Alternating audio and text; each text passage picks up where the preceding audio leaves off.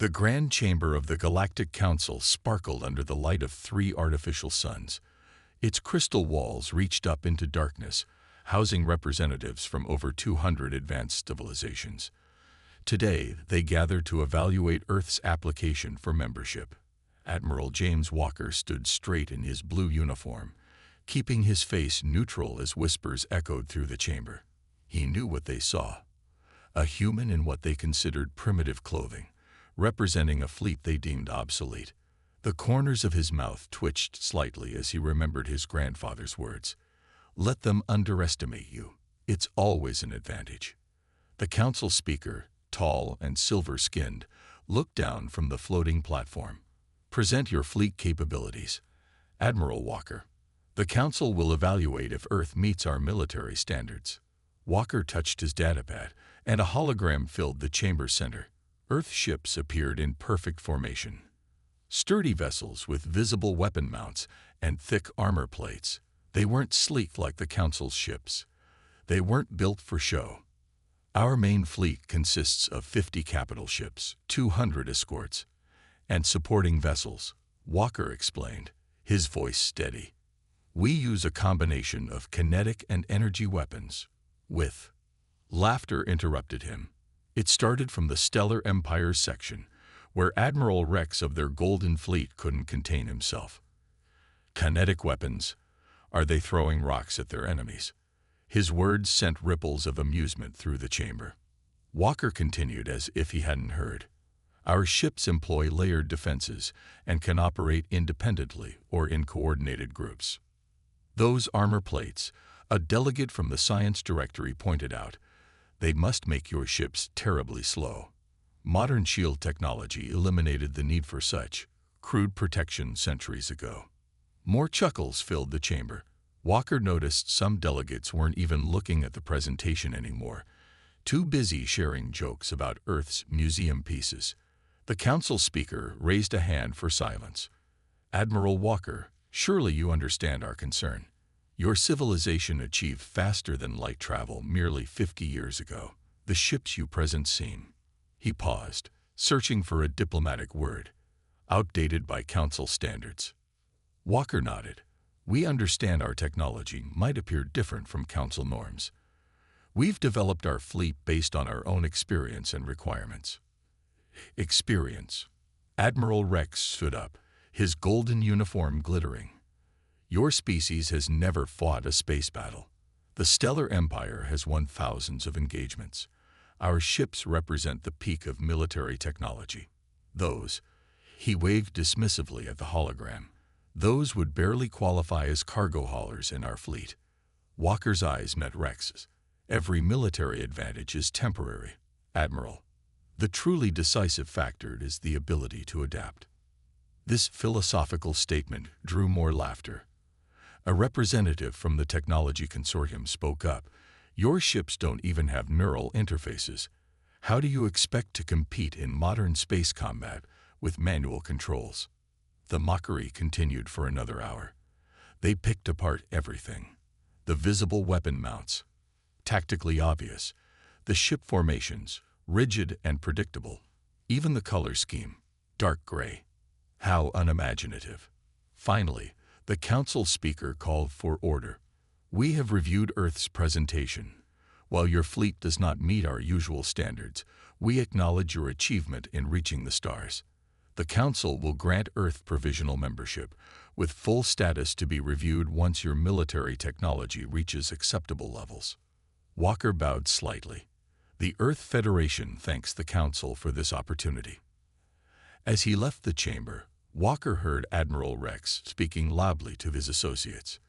"Did you see their missile launchers? I haven't seen designs that basic since my academy days." More laughter followed. Back on his ship, Walker sat in his quarters, looking at the stars. His communication officer's voice came through. "Admiral, Earth Command is asking for your assessment of the council meeting."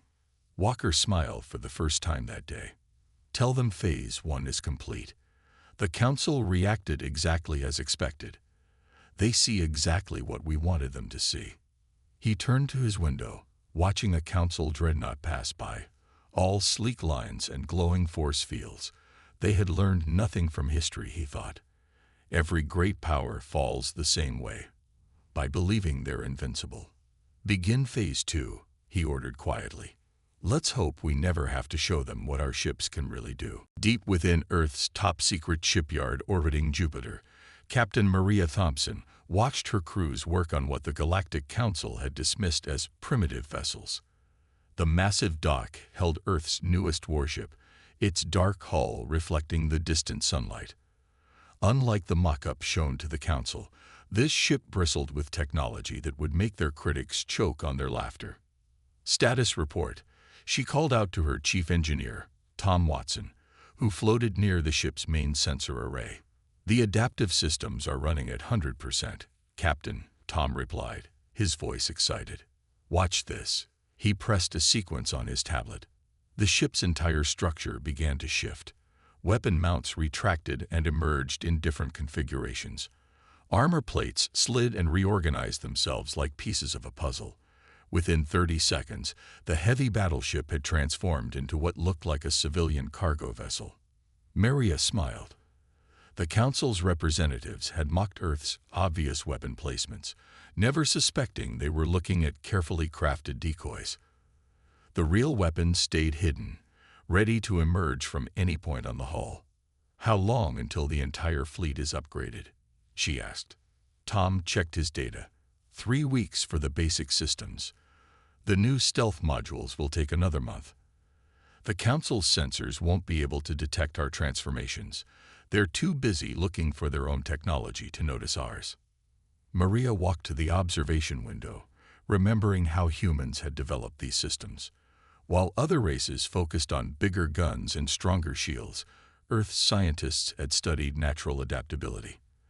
They built ships that could change like chameleons, learning from Earth's own evolution. Her communication badge beeped. Captain, Admiral Walker is requesting a fleet status update. Put him through to my office, she replied, making her way to the small room overlooking the shipyard. The Admiral's hologram appeared, looking pleased. Captain Thompson, I trust our little show at the Council meeting bought us the time we need. Yes, sir. They fell for it completely. Our spies report the Stellar Empire actually reduced their border patrols near Earth space. They think we're harmless. Walker nodded. Perfect. What they don't know is that we've been studying their battle tactics for years. Their ships are powerful but predictable. They fight like they're playing chess. We fight like we're in a bar brawl. A warning light flashed on Maria's desk.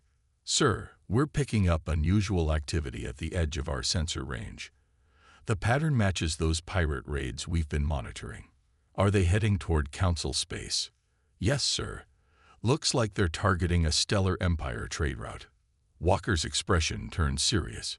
Keep our ships back for now. Let's see how the mighty Golden Fleet handles real combat. Every battle they fight gives us more data.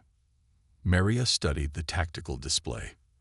The pirates were using unusual attack patterns, nothing like the formal warfare style the Council races preferred. Sir, these pirates, their tactics look familiar. They should, Walker replied.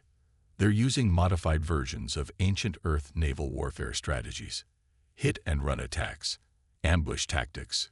Things the Council races never had to develop because they always relied on superior technology. Tom's voice came through the intercom. Captain, you need to see this.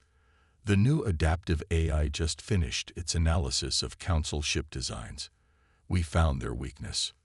Maria looked at Walker's hologram. He nodded. Show me. The display filled with technical data. The Council's standardized technology made their ships incredibly efficient, but also predictable. Their shields always had the same frequency patterns. Their weapons followed the same targeting protocols. They were perfect machines fighting an imperfect universe. Keep working, Walker ordered. Earth needs every advantage.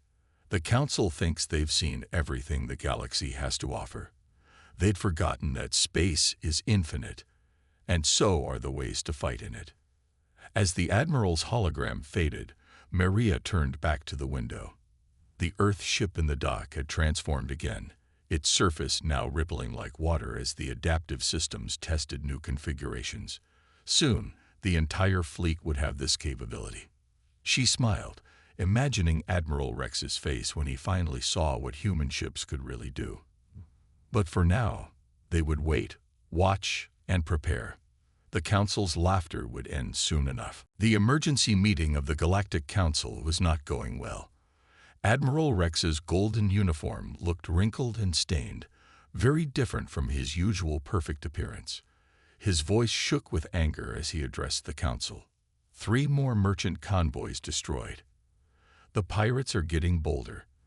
They appear from nowhere, strike without warning, and vanish before our ships can respond. He slammed his fist on the podium. This is unacceptable. In the Earth section, Admiral Walker sat quietly, watching. The council chamber didn't sparkle as brightly today. Fear had a way of dimming even the brightest lights. Perhaps, Walker suggested carefully, Earth could assist with patrol duties in the affected sectors. Admiral Rex turned, his face red. Assist, with those outdated ships of yours. We don't need help from primitives. The Golden Fleet will handle this threat. The council speaker raised his hand for silence. How many ships have you lost, Admiral Rex? 12 warships in the past month, Rex admitted.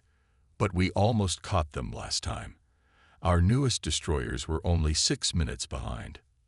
6 minutes might as well be 6 years in space combat, Walker said softly, but his words carried through the chamber.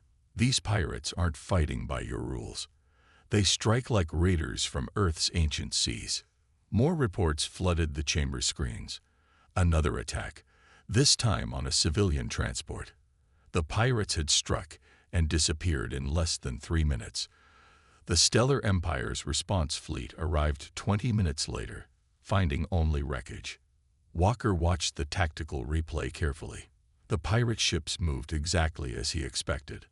Like old Earth submarines hunting convoys, they were using 3-dimensional space the way human captains had once used ocean depths. His communicator vibrated silently. A message from Captain Thompson. Sir, our hidden sensors recorded the whole attack. The pirates are using modified versions of our adaptive technology. Old versions. Someone's been studying us. Walker kept his face neutral as he typed back. How old? 10 years. Looks like they got hold of our early prototypes. But sir, there's something else. They're energy signatures. They're not pirates. The council chamber erupted in argument. The technology consortium blamed the science directory for not developing better sensors. The science directory blamed the Stellar Empire for poor response times. Nobody noticed Walker quietly studying the attack data. We must increase patrols, Rex shouted. Double the escort ships, triple them if necessary. That won't work, Walker said, standing up. All eyes turned to him. You're fighting the last war, Admiral. These aren't random pirates. Their attacks follow a pattern. He walked to the central display, pointing to the attack sites. Look, they're probing your defenses, testing response times, learning your tactics. Pirates don't fight like this. This is military strategy. Rex sneered. And what would Earth know about space military strategy? We know that someone is preparing for something bigger. Walker highlighted more points on the map. These attacks form a pattern. They're creating gaps in your defense network, gaps that could fit an invasion fleet. The chamber went silent. The council speaker leaned forward. What evidence do you have of this? Earth has been watching. Walker brought up more data. While your ships chased the raiders, we studied their movements. They're not interested in cargo. They're measuring your capabilities, your responses, your tactics. Impossible. Rex protested. Our intelligence services would have detected any major fleet movements. Walker smiled sadly. Would they? Your sensors look for ships like yours. Big, powerful, obvious. What if the enemy doesn't build ships your way? What if they think differently? A new alarm blared through the chamber. Emergency signals from 3 border outposts, all at once. The Golden Fleet's response ships jumped to faster-than-light speed, following their standard protocol. Walker watched them go, knowing they were already too late. The real attack wouldn't come where they expected. The pirates had taught him that much. His communicator vibrated again. Captain Thompson's message was brief. "Sir, long-range sensors detect massive energy signatures approaching from uninhabited space. They're using blind spots in the Council's sensor network. They'll be here in 3 days." Walker looked around the chamber at the arguing council members. They still didn't understand. They were about to learn the hard way that the galaxy had changed. The real war was about to begin. The Stellar Empire's border station shook as another explosion lit up space. Admiral Rex watched in horror as the massive enemy ships emerged from the darkness. They were unlike anything the Council had ever seen. Black shapes that seemed to swallow light itself. "Report," he demanded, his golden uniform now stained with sweat. 50 enemy capital ships detected, sir, his officer replied, voice shaking. They're changing shape as they move. Our targeting systems can't lock on. Through the command center's window, Rex watched his prized Golden Fleet scatter like leaves in a storm. The enemy vessels shifted and transformed, making his ship's automated targeting systems useless. Each time his fleet adjusted their tactics, the enemy ships changed form to counter them. In another part of space, Admiral Walker stood on Earth's observation post, watching the same battle. Captain Thompson's voice came through the command channel. "Sir, they're using advanced versions of adaptive technology, but their attack patterns, they're familiar." "Yes," Walker nodded grimly. "They're using our old strategies, but better. Much better." He turned to his tactical officer. "Send the evacuation warning to all Council worlds in that sector. Tell them the destroyers are coming." The name stuck. Within hours, every Council race was talking about the destroyers. The ships that could change shape and ignore the most advanced Council weapons. The Council chamber, once a place of pride and ceremony, had become a crisis center. The speaker's voice shook as he addressed the emergency session. "The Stellar Empire's Golden Fleet has lost 60% of its ships. 3 border stations have fallen. We need solutions." Admiral Rex, speaking through a hologram because he was too busy retreating, shouted, "Impossible. Their technology shouldn't exist. Our scientists said adaptive ships were a primitive concept." Walker stepped forward. "You assumed they were primitive because Earth developed them first. But while you laughed at our ships, someone else was learning from them. Learning and improving." The chamber's main screen showed another Council fleet engaging the destroyers. The Council ships, beautiful and powerful, fired their advanced weapons in perfect formation. But the destroyer ships simply changed shape, letting the attacks pass harmlessly through gaps in their structure. Then they transformed again, becoming weapon platforms that tore through Council defenses. "Our standardized combat doctrine is failing," the military directory representative admitted. "The destroyers adapt faster than we can respond. Our automated systems can't keep up with their transformations." Walker watched another Council squadron die. Their ships, for all their power, fought like machines. Predictable, programmed, perfect. The destroyers fought like living things, changing and evolving mid-battle. His communicator buzzed. "Captain Thompson again. Sir, we've completed our analysis. The destroyers, they're not just copying our technology. They've merged it with their own biomechanical systems. Their ships aren't just changing shape. They're learning, evolving during combat." A new alarm blared. The destroyers had broken through the Council's main defense line. Their ships were heading for populated systems.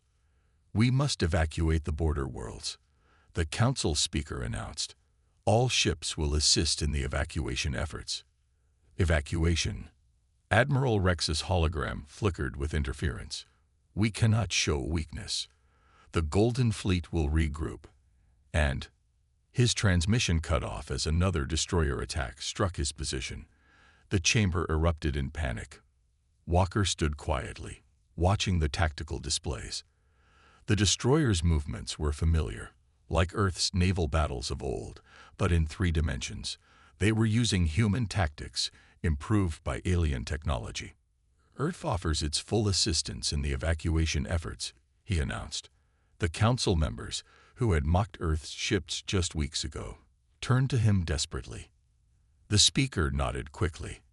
Aid from all council members is welcome in this crisis. Walker sent a coded message to Captain Thompson. Launch Phase 3. It's time to show them what our ships can really do. As he left the chamber, Walker thought about humanity's long history of warfare. The council races had spent centuries perfecting their ships, but they had forgotten something important. The most dangerous weapon isn't the biggest or the most advanced. It's the one your enemy doesn't know about until it's too late. The destroyers hit the council's core worlds like a tidal wave. One by one, the mighty civilizations that had ruled the galaxy for centuries watched their defenses crumble.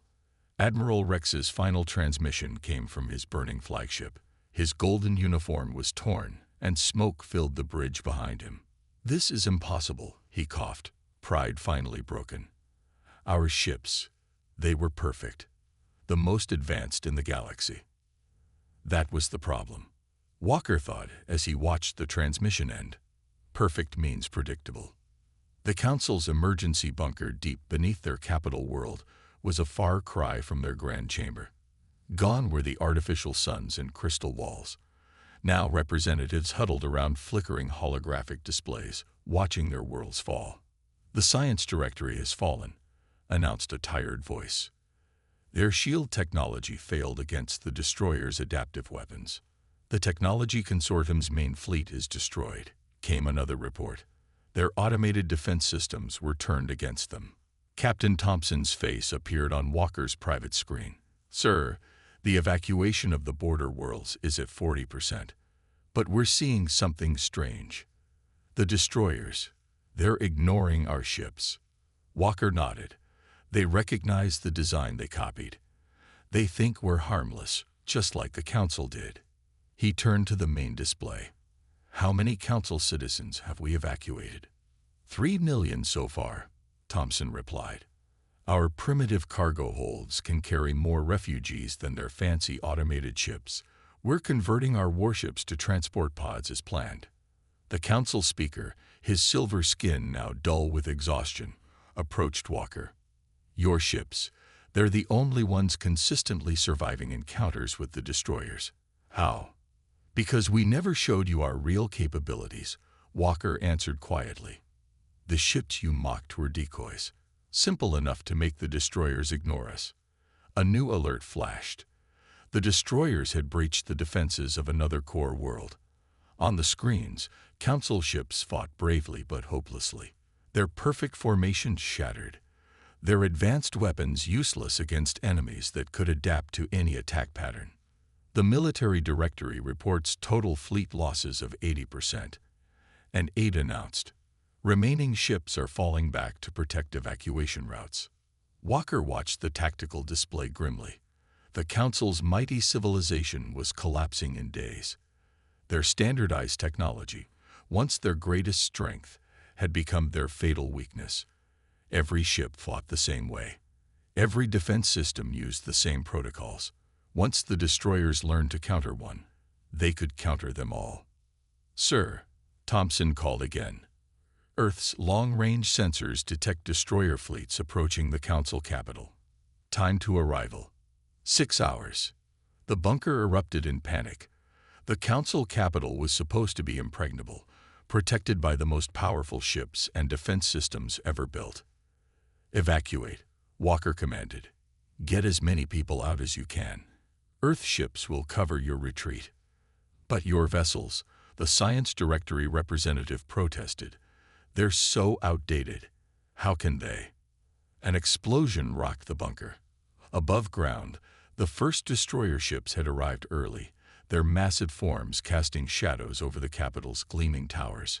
"Sometimes," Walker said as he helped coordinate the evacuation, "the old ways work best. Earth's ships may look primitive, But we never stopped improving them. We just got better at hiding how they work. The Council's evacuation ships lifted off, carrying the last remnants of their civilization. The destroyers moved to intercept, only to be distracted by the arrival of Earth's obsolete fleet. All ships, execute Protocol Omega, Walker commanded. Show them what humanity can really do. As the refugee ships jumped to safety, Walker thought about the irony. The Council had spent centuries building the perfect civilization, the perfect ships, the perfect weapons. But they had forgotten the most important lesson from Earth's long history of warfare. The most dangerous enemy isn't the one with the best weapons. It's the one who knows when to hide them. And humanity had gotten very, very good at hiding. The destroyer fleet commander watched in confusion as Earth's primitive ships approached. These were the same vessels they had ignored for weeks, outdated, basic designs that posed no threat. But something was wrong. The first sign came when 3 Earth ships simply vanished from sensors. The second sign was more dramatic. The supposedly primitive vessels began to transform. Captain Thompson stood on her bridge, a slight smile on her face. All ships, drop the facade. Show them what Earth can really do. The dull gray hulls of Earth's fleet rippled like water. Armor plates shifted, revealing hidden weapon systems far more advanced than anything the Council had seen. The simple vessels split and reformed, transforming from basic warships into living weapons. They're copying us. The destroyer commander realized too late. No, they're not copying. They invented this technology. Thompson's voice carried across all frequencies. Earth ships, execute battle plan Thunder, just like we practiced. Unlike the Council's perfect formations, Earth's fleet moved like a swarm of angry wasps. Each ship fought differently, using tactics learned from centuries of human warfare. Some vessels turned invisible using stealth systems, hidden beneath their primitive armor. Others split into smaller attack craft, overwhelming destroyer defenses with sheer numbers. In the Council emergency bunker, Admiral Walker watched the battle alongside the stunned Council representatives. Your standardized fleets were predictable, he explained. Earth's ships are all different. Each captain fights their own way.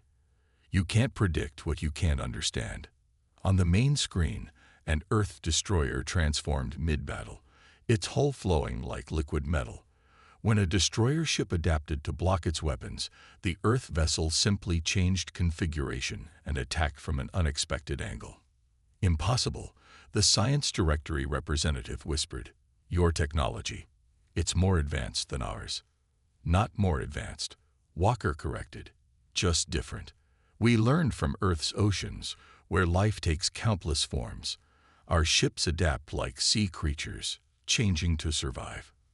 Thompson's voice crackled through the command channel. Sir, the destroyers are falling back. They've never faced opponents who can adapt faster than they can. The battle unfolded like a deadly dance. When destroyer ships changed form to attack, Earth vessels transformed to defend. When the enemy adapted their weapons, humanity's fleet evolved countermeasures. It was evolution in real time, guided by human creativity and centuries of combat experience. Look at their formations, Walker pointed out to the Council members. Notice how no 2 Earth ships fight the same way. The destroyers can't predict our moves because there's no pattern to learn. An Earth cruiser demonstrated this by transforming into 5 smaller craft, each using different attack strategies. When the destroyers adapted to one, the others struck from new angles. It was organized chaos, humanity's specialty. Sir, Thompson reported, we're pushing them back from the capital. But our sensors detect more destroyer fleets approaching. Walker nodded. Begin Phase 2 of Thunder. Show them why humanity survived countless wars on Earth. The Earth fleet suddenly split apart, each ship taking a different approach. Some turned invisible. Others combined into larger vessels. A few transformed into configurations no one had seen before. This is how humanity fights, Walker told the amazed Council. We never put all our hopes in one strategy. We adapt. We improvise. We overcome. The destroyer fleet, faced with an enemy they couldn't predict or counter, began to retreat. Their adaptive technology, copied from Earth's early experiments, couldn't match the original. "Sir," Thompson called again, "the enemy is pulling back to regroup. Should we pursue?" Walker looked at the council members, who had mocked Earth's fleet months ago. Their faces showed a mix of shock and hope. "No pursuit," he ordered. "Let them run. Let them tell their leaders what they found here." He turned to the council speaker. "Now shall we discuss updating Earth's membership status? Our primitive fleet seems to be quite useful after all." The speaker nodded slowly, understanding at last that humanity's greatest weapon wasn't their technology. It was their unpredictability, their creativity, their ability to hide their true strength until the perfect moment. The galaxy was about to learn why you should never underestimate humans. 3 months after humanity revealed their true fleet capabilities, the galaxy had changed. The destroyers, once thought unstoppable, were now running from Earth ships. Admiral Walker stood in the rebuilt council chamber, but this time he wasn't being mocked. The remaining council races watched with respect as he explained humanity's battle plans. "The key is unpredictability," he said, showing holographic images of Earth's latest victories. "Each Earth ship captain fights differently. Some hide in asteroid fields. Others pretend to retreat, then strike from behind. The destroyers can't adapt to what they can't predict." Captain Thompson's fleet appeared on the main screen, chasing destroyer ships through a star system. Her vessels seemed to dance through space, changing shapes faster than the enemy could respond. What looked like a heavy warship would suddenly split into dozens of smaller craft, each fighting in its own unique way. "We've studied the reports," the council speaker said, his silver skin gleaming with renewed hope. "Your ships don't just copy the destroyer's technology. They improve upon it." Walker nodded. "Humanity spent centuries fighting itself before reaching the stars. We learned that the strongest weapon isn't the biggest or most advanced. It's the most adaptable." On another screen, Earth engineers were helping modify council ships with new adaptive systems. The once perfect vessels were being rebuilt to be unpredictable, each one different from the last. "Sir," Thompson's voice came through, "we've detected the main destroyer fleet. They're gathering for one final attack." The tactical display showed hundreds of enemy ships forming up. The destroyers had learned that their copied technology couldn't match Earth's originals. Now they were trying to win through sheer numbers. Walker smiled. "They still don't understand. Captain Thompson, execute Operation Thunderstorm." Earth's fleet scattered across space, seemingly in chaos. But it was controlled chaos, a strategy learned from Earth's weather patterns. Like a thunderstorm, they struck from multiple directions, unpredictable and fierce. The destroyers tried to adapt, but each Earth ship used different tactics. Some vessels turned their adaptive hulls into pure energy weapons. Others became invisible, striking from nowhere. A few transformed into massive carrier ships, launching swarms of smaller craft. "Impossible." A destroyer commander's intercepted transmission crackled. "Every time we counter one strategy, they have 3 more ready." The council watched in amazement as humanity's fleet tore through the enemy formation. Earth ships fought like their planet's predators. Some struck like sharks, others hunted in packs like wolves, and a few set traps like spiders. "We're not just fighting with technology," Walker explained to the council. "We're fighting with every lesson learned from Earth's nature, every strategy from our history, every trick we've discovered through centuries of warfare." The battle turned into a rout. The destroyers, unable to predict or counter Earth's chaotic but coordinated attacks, began to retreat. Their once mighty fleet broke apart under the assault of humanity's unleashed creativity. "Sir," Thompson reported, pride in her voice, "the enemy is running. The Council's core worlds are safe."